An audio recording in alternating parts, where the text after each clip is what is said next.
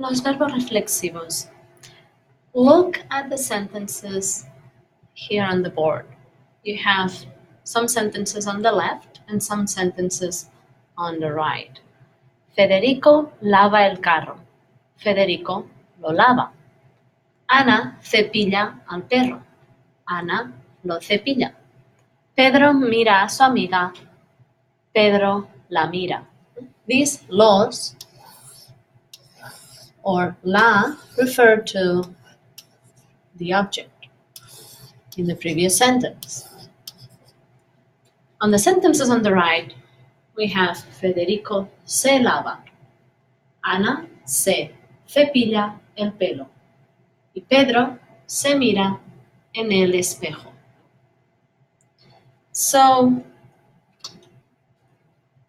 the sentences on the right use one additional word when the person is doing something to himself or herself.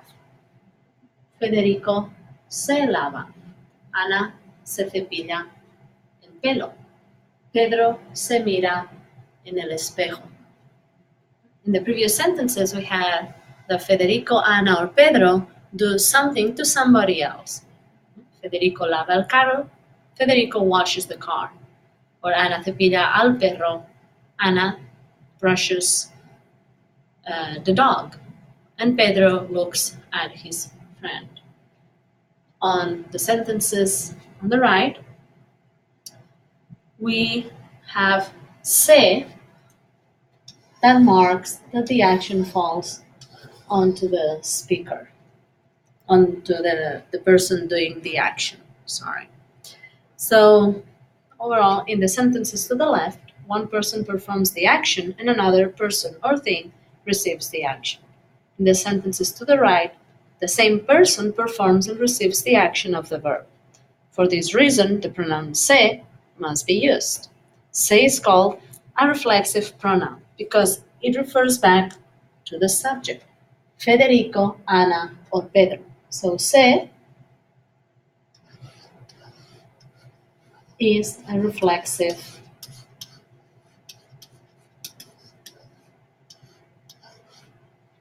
pronoun. The reflexive construction exists in English too, but it is used in fewer situations than in Spanish. And here are a few examples of the reflexive in English. I saw myself in the mirror. The baby fed herself, and they enjoyed themselves. Well, the forms of a reflexive verb. We'll use two verbs, lavarse and levantarse, and you have to study the forms of these verbs. Now you have to pay particular attention to the pronoun that goes with each form of the verb. It is called a reflexive pronoun. So for yo, we'll use me lavo. Remember that we remove the AR from the infinitive, and se is the part of the verb that tells you that it's a reflexive verb. So, of course, when you conjugate lavar, then you have to change it according to who the subject is. And then you'll use the reflexive pronoun me, because the action falls into the yo that is a subject. Yo me lavo, tú te lavas, él, ella, usted se lava, nosotros nos lavamos y ellos y ustedes se lavan. So what we see is that the nouns, the subjects, fall onto the person that does the action. So me has also the ending, and corresponds to the pronoun yo. Te, for the reflexive verbs, the object that falls the action upon is the same as the corresponding for the ending in the verb and correspond to the form for to.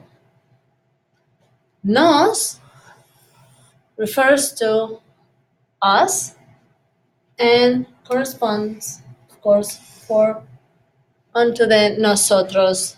We do the action falls upon us. And the ending of the verb is amos. And se, it's for both singular and plural pronouns. They, you all, he, she, or you formal in the singular. So se is both used for the singular and plural. Or an. We're going to do the same thing with the verb levantarse, to get up. So we'll remove the AR and we'll follow the same rule. If levanto, since I do not lift something but I get up myself, say me levanto. Tú te levantas. Él, ella o usted se levanta. Nosotros nos levantamos. Y ellos o ustedes se levantan. So notice me, te, se, nos, se are the reflexive pronouns. And also remember that me, te, and nos are also the same as the direct and indirect object pronouns in Spanish. To make the negative of the reflexive pronouns, we are going to use the no in front of the reflexive pronoun. Así que tenemos no te levantas tarde normalmente. So you don't get up early normally. So this no is in front of the pronoun, the reflexive verb construction. En las preguntas vamos a poner ¿cómo te llamas? So after the question word, we'll place the verb right away. Pues, ¿cómo te llamas? Me llamo fulanita de tal. No se lavan las manos.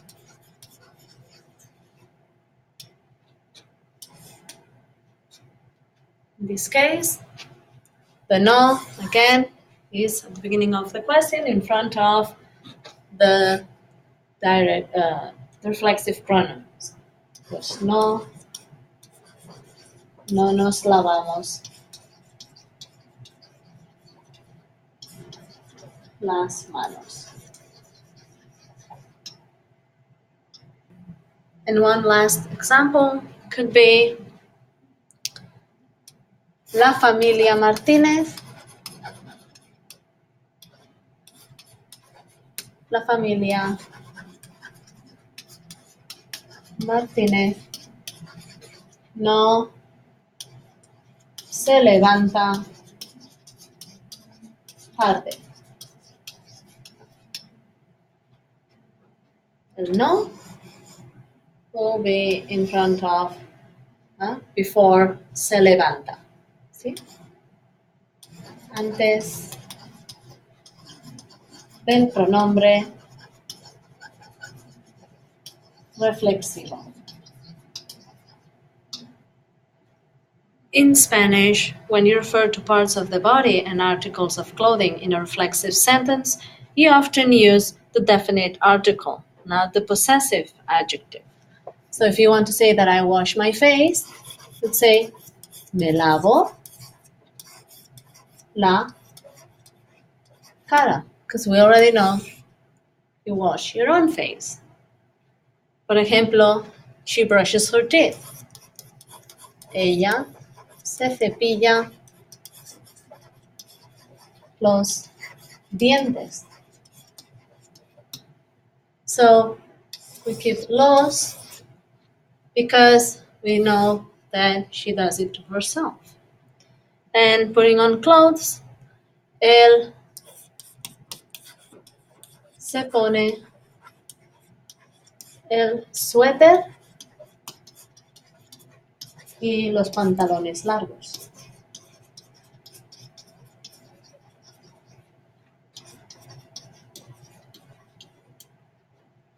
Así que se pone, he puts it on under himself, will keep el suéter y los pantalones. Bien, adding a reflexive pronoun to the infinitive.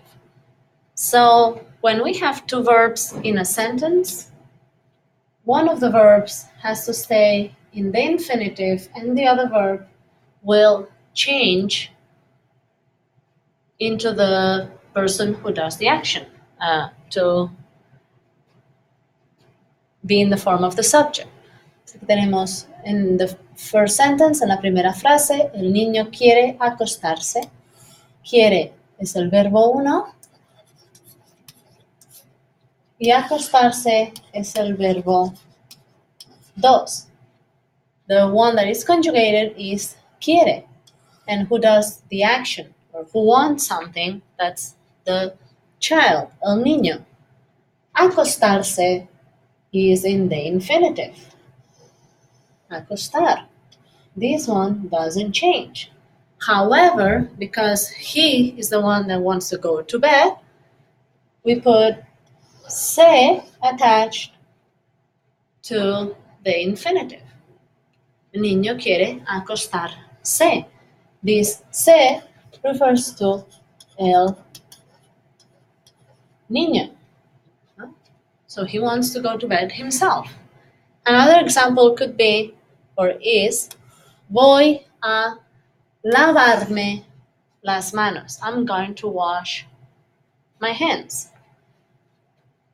So voy is the form of the verb, is a verb that changes. So this would be the verbo uno, and it's for the form yo voy. Lavar stays in the infinitive, and attached to it we have me. And me refers to the person who wants to go to bed. In this case, it's yo. See? So we have yo again. Remember, las manos, because we already know that if I wash my own hands, we don't need mis manos. We have to have las manos. Right? The hands. ¿Quieres quitarte la chaqueta? El quieres is in the form for tú. You want to take off the jacket. So quitarte, because you'll take it off yourself. Quitarte. Quitar is in the infinitive, infinitivo. Verbo 2. Y aquí tenemos el verbo 1. The main verb quieres in the tú form. And the tú has the reflexive pronoun te attached to the infinitive, but you refer to the subject. Y la chaqueta, again, we use the article instead of the possessive adjective me, tú, or any of those. Vamos is we are going to have fun, a lot of fun. We're going to have a lot of fun in class. Así que vamos is the ending for nosotros. ¿No? Este es el verbo 1. Divertir es el verbo 2 y está en el infinitivo. Y el nos aquí se va a referir a las personas que realizan la acción. So the ending of the verb will tell you, if there's no nosotros in the sentence, it will tell you who does the action. It will refer to nosotros. And of course, there are some verbs that can be reflexive and can be non-reflexive. Bueno, pues hay verbos reflexivos y los mismos verbos, sin el se al final, pueden ser no reflexivos. Tenemos el verbo mirar, to watch or to look, and we have el verbo mirarse, to look oneself. Así que ella se mira en el espejo. Pero ella mira a Juan. So there are two different meanings. Also, it changes a little bit. Poner, to put something. Ella pone el libro en la mochila y tú te pones la chaqueta.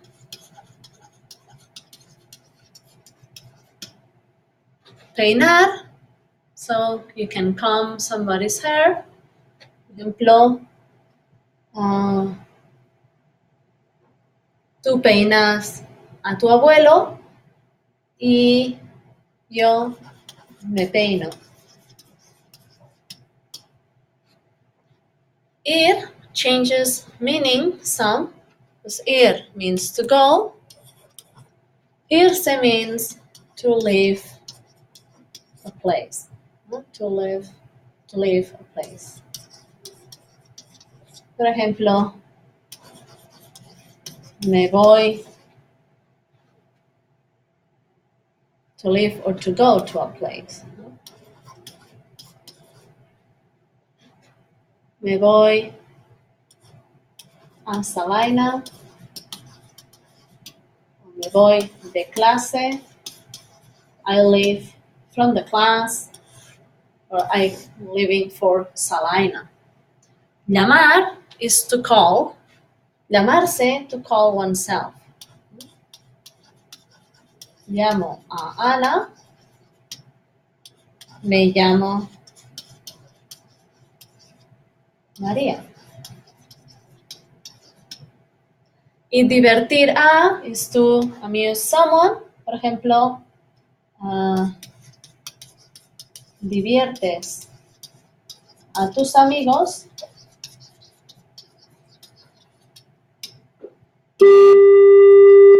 Nos divertimos.